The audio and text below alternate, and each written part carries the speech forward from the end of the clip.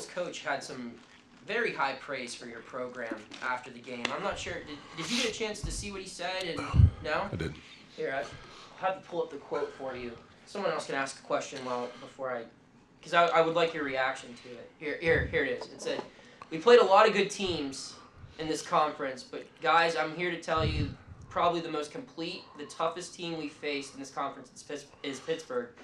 Tough fight, can score in multiple ways. They share the ball well. They talk on defense. When one guy is down," he basically just ranted for about 5 minutes about how good of a team you have. What's your reaction when you hear other coaches complimenting your group like that? I mean, it's cool. I don't really have much of a reaction. For me, I'm just trying to concentrate on us. I can't get into the opinion of what others think. If I do that, I got to worry about the other opinions too. So I just try to stay focused and locked in on what we have to do to get better.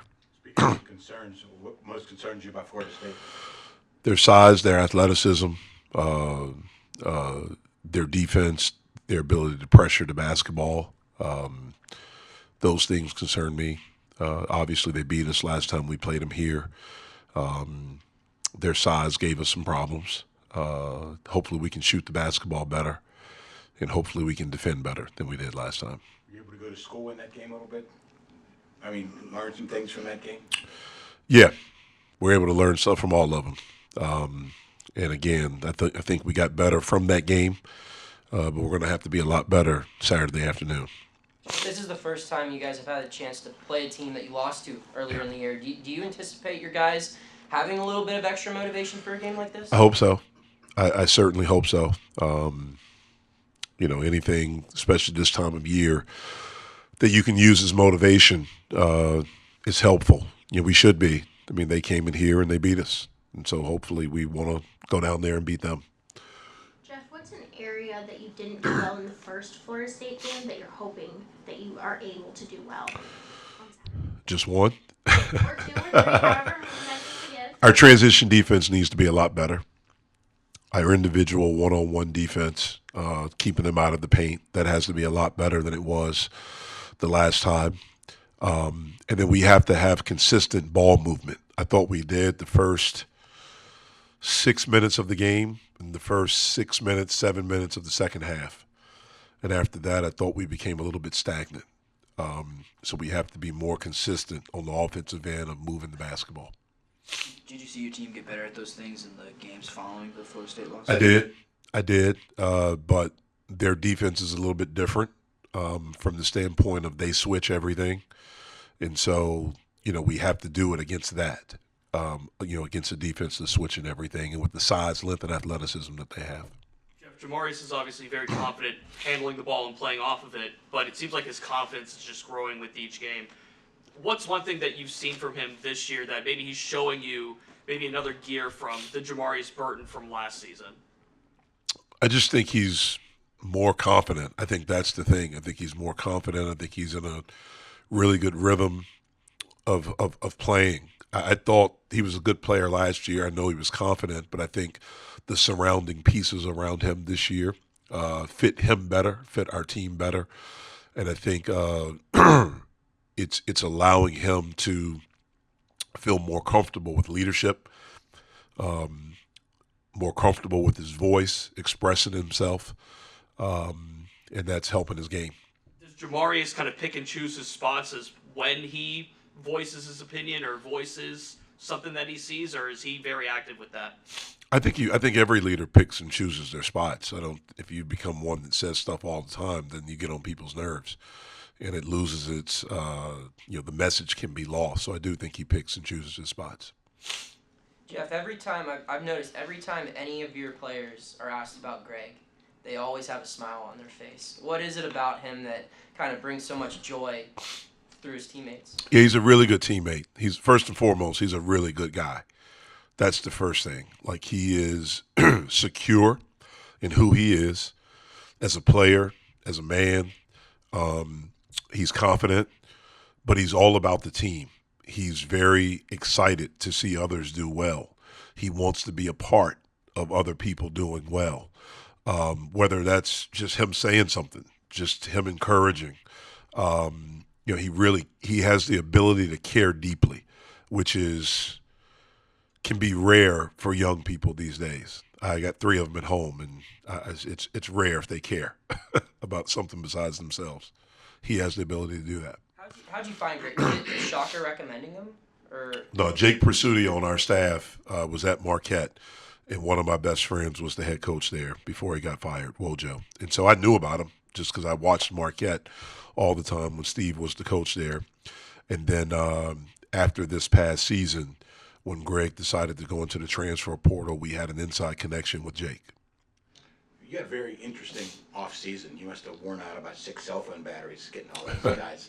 What was it like for you as an old-school basketball guy to have to delve into that area in order to rebuild your team? Well, I thought we were more prepared for it this year than we were the previous year.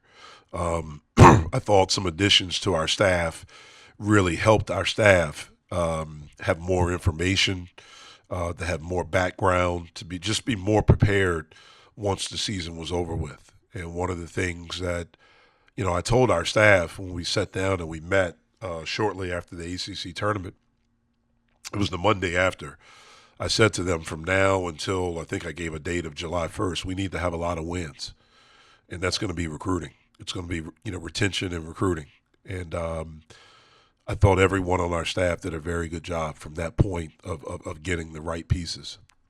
Did you add like 2 full-time salaries to the department? Well, what we did was that we added Kyle Saplicki. He was the only new guy, but then we brought in Jake also. And those guys had a full year under their belt. They could really help us with the portal, to understand it, to have information right when the season was over with. Actually, before the season was over with, we had just information. Those guys that compiled a database of guys that could potentially go into the portal. And so once the season was over with, we had an idea. Once names started going in, we had contacts right away where we could start that process. You monitor the portal every day in the off season? I have someone on my staff that does it. Yeah, I don't. Yeah. Yeah. Yeah. roughly how many people did you reach out to in the portal last offseason? Not a lot.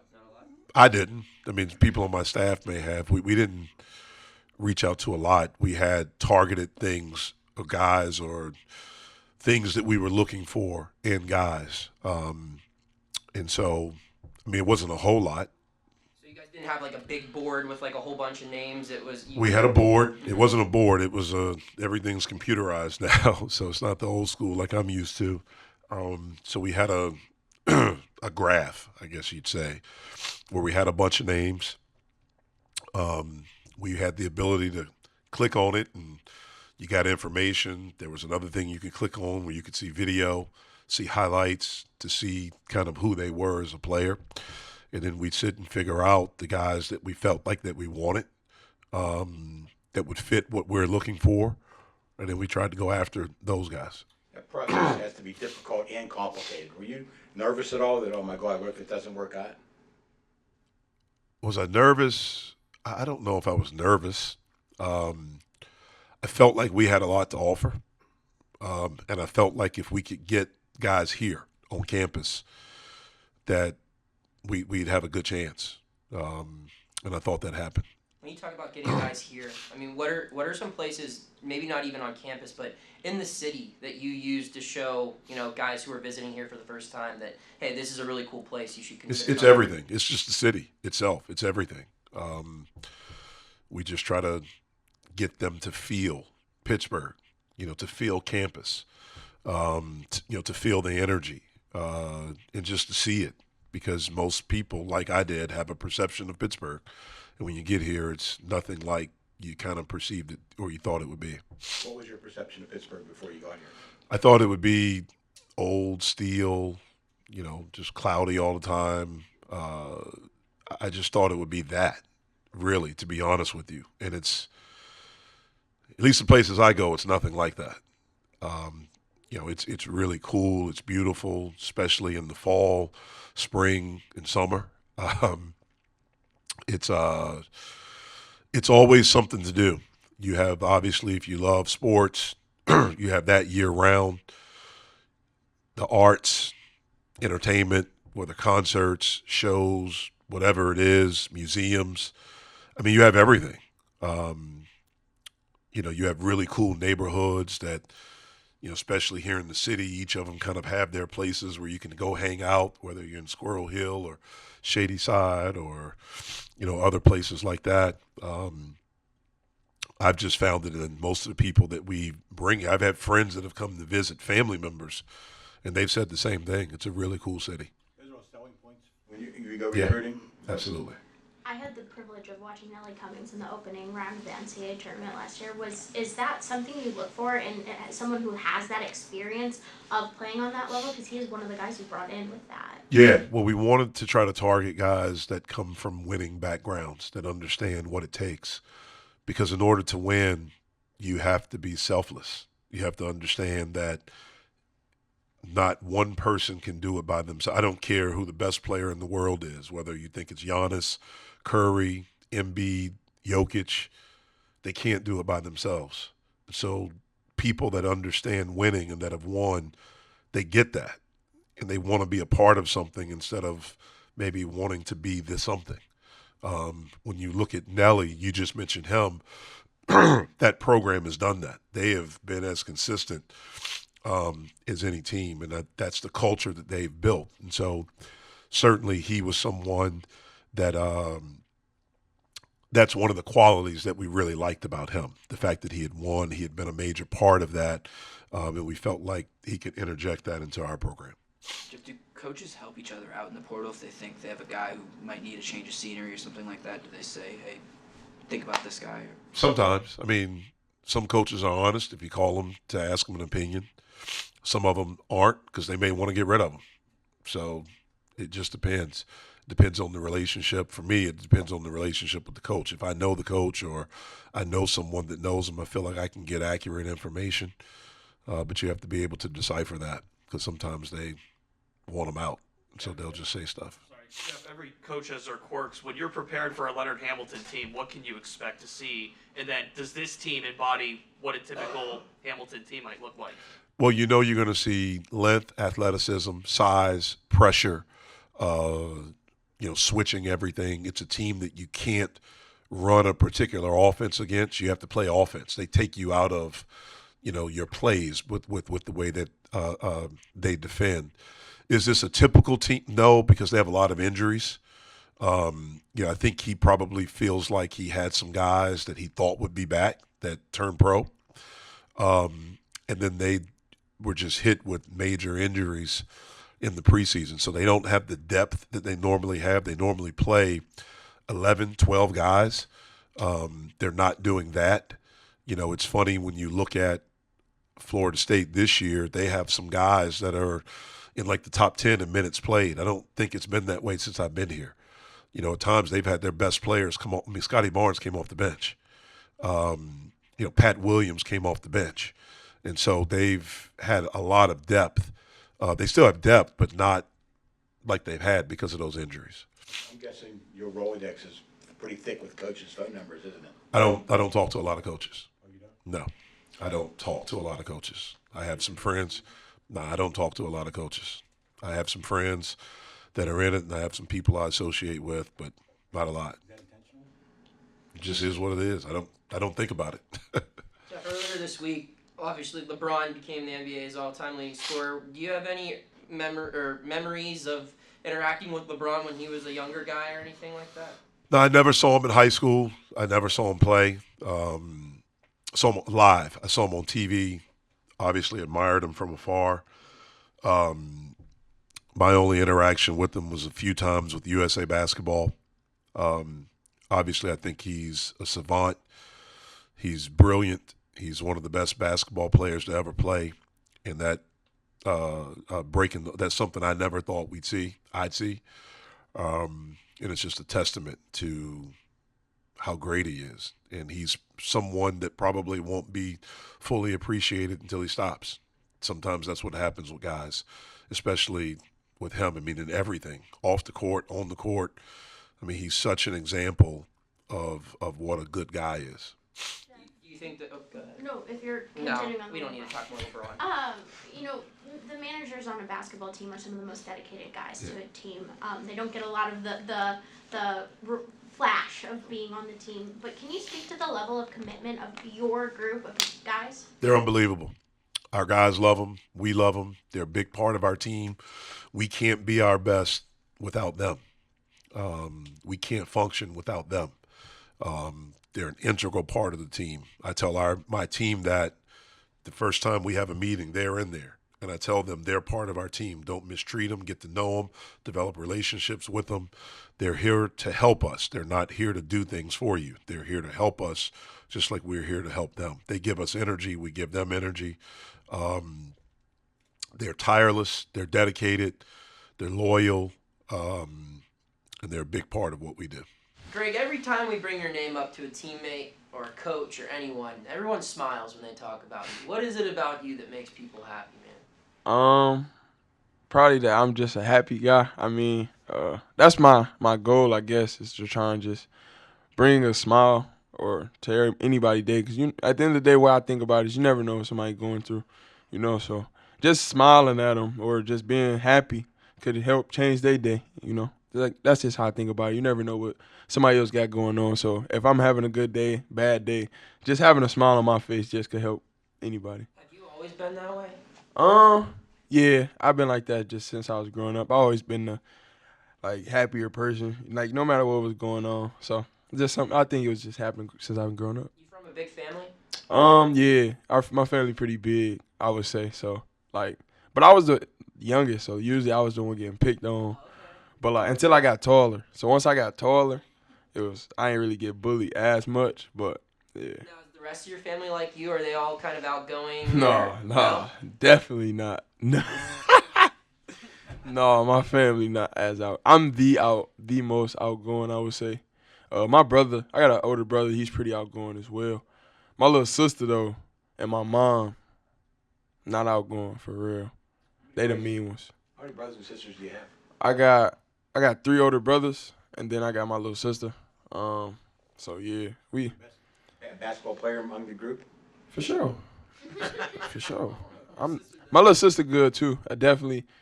I would say right now I'm better than my little sister, but I feel like when it all comes down to it, she done learned so much from me in this game of basketball. I feel like she'll be better than me eventually. No, she didn't. She play at Michigan State right now. She actually got hurt this year. She tore her ACL against Ohio State, but yeah, she is having a good year so far. But she play at Michigan State. Do you guys hoop a lot? So it'd be weird for us. So when we get to go home, it's usually off season. So we try and just chill, catch up with each other a little bit. But now, since she older, I bring her to the gym with me. So if I'm going to open run or something, I just bring her. She can play too. I know she can hold her own. She been playing against me her whole life, so I don't think nobody can just dog her. So we good. Who's winning in horse? I win horse every time. I can dunk. She still can't. So. She wanted to stay close to home then? No. So she actually. So I'm glad you asked that. She actually didn't want to go close to home at all. I was the one that told her you're gonna want to come home, right? So she ended up. So at first my little sister went to Clemson. So she was at Clemson for 2 years, and then so when she first committed to Clemson, I told her, I was like, yeah, it's a good school, and I'm like, you're gonna want to come home. She's like, I don't want to come home. I was like, all right. And then when she was getting ready to transfer and stuff, I was like, where you gonna go? And then so even on that process, I'm like, yeah, she's not gonna come closer to home. And then so usually she tell me everything. I think I found out last that she was committing to Michigan State. So when they told me that, she told me on the phone, I thought she was joking for real. She was like, yeah, I'm going to Michigan State. I was like, but you ain't want to come home. And then she was like, well, I do now. Nah, that's how rest history, I guess. What kind of a basketball town is Detroit? I mean, obviously the Pistons are huge there, but just from your experience growing up, playing whatever leagues it may have been, what was it like playing in that town? It was fun. Detroit is real big on basketball. We got the Pistons and stuff like that. But in the inner city, youth basketball is coming up. I feel like you got a lot of players coming from the state of Michigan that's trying to make waves in college basketball and also in the pros as well. So I feel like the basketball in Michigan is really picking up. Were you a big Pistons fan growing up? Yeah, I always liked the Pistons. Who was your favorite player? My favorite player was Ben Wallace. Ben Wallace? Yeah. Were you Michigan or Michigan State fan? Or Michigan. neither? No, I'm Michigan. So my dad. So I got recruited by Michigan State coming out of high school. It's funny. So like I just said, I'm in Michigan. Like in my household, it's all blue. So my dad didn't come on the visit. He didn't. No. He was like, I'm not trying to really talk to Izzo. Well, how does he feel about his daughter playing at Michigan State? He only wear black. They got black. That's the alternate. That's it. He won't wear green. I haven't seen him wear green. I mean, white is white, but if it's compared, he's gonna wear black. Have they gotten out to see you play here yet this year? My dad has. My dad came. My mom and dad have. My mom was at. Sadly, she came to last game. My mom was at was Florida State. She was here when we played Florida State. My brother came on my birthday when we played Miami. My parents didn't come because my little sister had surgery the day before, so that was cool. They didn't have to really force that one. And then they came to West V too. Another loss, but yeah, they got to come out here. They enjoyed coming getting to watch me play. You, I was going to ask you about the portal. Mm-hmm. Can you talk about a little bit of why you decided to enter the portal and what the process was like once your name was in the portal? Yeah, it was just the end of the year, and I just felt like it was time for just a fresh start. You know, I knew I had one more year, and I just wanted to go somewhere where I could just be a difference, you know, go be a difference somewhere. I knew that it was just my time had been worn out at Marquette. It wasn't a bad thing, you know. It just was about that time for me to go try something else. And when I entered the portal, it was just like, I'm not gonna lie, I didn't expect it to like blow up like it did. Like I didn't expect a lot of schools to be calling. I don't know why, but I just didn't. I just wanted to look for something else. And then when my high school coach told me about all the schools that was calling and stuff, I knew I really had to like do this all over again, the recruiting process and stuff like that. And then once I got into the portal, it was really just trying to find the right fit for me. Find a place where I could come in and make an immediate impact. And then I wanted to be in a program where I can impact winning at a high level. So that's how I got here. I mean, What other schools were interested? it was a lot of different schools. I had talked to Wake Forest a little bit. Some smaller schools. I thought about going to Cleveland State. I had talked with Kansas State a little bit. Just a lot of different schools was reaching out, trying to, you know, get in touch with us. Great. Is this your last year eligible? Yeah, that's it. How different is the recruiting process through the portal compared to high school, where both times you have multiple schools kind of trying to pull you around and give you their pitch or whatever, but how different is it? It's completely, I wouldn't say it's completely different. Only thing that's different is your age. I feel like I knew more. So, like, instead of being an 18-year-old kid, I was, 23-year-old? So I was like, I knew what I was looking for. It wasn't so coming out as a freshman, like coming into college as a freshman, it was really like, I'm really about to step into this having no clue what my first day going to be like, my first practice going to be like. So the second time, I knew what I was looking for. I knew what kind of coach I wanted to play for. I done seen a lot of different coaches now. So it was really, actually, this time around was easier because I had way more information. So I knew what I was looking for. I already knew the situation I wanted to be in. And then I just had to see how those presented themselves and see where I wanted to step into. What was your visit to Pitt like? What stood out to you about this city, this campus, this program that made you feel like you'd do well here? I just liked the way I liked the way everything was set up. Once I got a little background on the city, I knew it was something that I could be a part of. And then I got once I learned a little bit, I needed to learn about Pitt. You know, of course, from the outside looking in, I just knew last year wasn't a good year. So I talked to some people that was here. John, he played a part in that. And then Coach Prizzuti played a huge part in that because me and him had a relationship coming from Marquette. And I knew he was the type of guy that wouldn't sell me nothing that he didn't believe in. So our relationship is really what played a huge part in me coming here because I knew he wouldn't, sell me no false dream because everybody knew this was my last year, and I had to try and do whatever it took to get the best out of that year. And I knew that was a guy I wanted in my corner. How different is it living in Pittsburgh from Milwaukee? I would say, as of right now, I kind of would. I just don't like the snow. So From Madison, so I get yeah, that. the snow is crazy. But other than that, I feel like it's cool because the weather here actually been better than in Milwaukee to me because it's not as windy. And then like other than y'all hills, the hills are ridiculous. I can't deal. But other than that though, because in Milwaukee it gets crazy. Like the wind chill be ridiculous. So I definitely feel like I like the weather here. Way better. I like the. I'm not gonna say nothing about the people because I don't really be around on campus and stuff like that. So I definitely interacted with more people at Marquette, but I do like the people. I like the city here, and they've been welcoming me with open arms, and I really appreciate that. When you talked about trying to find your second home, a place where you could really maximize everything potentially that could happen in your final year, do you feel like that's happening here at Pitt? Yeah, I definitely do. Winning games, I remember my first time talking to y'all. Y'all asked me what did I want out of the year, and it was never really about me. It was always about trying to get Pitt back to where they belong, and I feel like I've been doing a good job of that so far. I go out there, play the game I love with a smile on my face, and give it everything I got, and hopefully that's me. From what I can tell, it's been doing a good job. We've been winning games, so I just want to keep doing that. Greg, once you did learn about Pitt, were they kind of head and shoulders above those other schools that were recruiting you, or was it a difficult decision? I just it was really just Jake, honestly. It was just he is what made it head and shoulders over everything else, honestly, because our relationship, like I said, and then me getting to talk with Coach Capel, them two mashing together, it was just I feel like it was a match made for me, and I think so far it's been working. Did you visit any other campuses? No, I didn't. So I was supposed to go to Colorado State, but it fell through like a couple days before.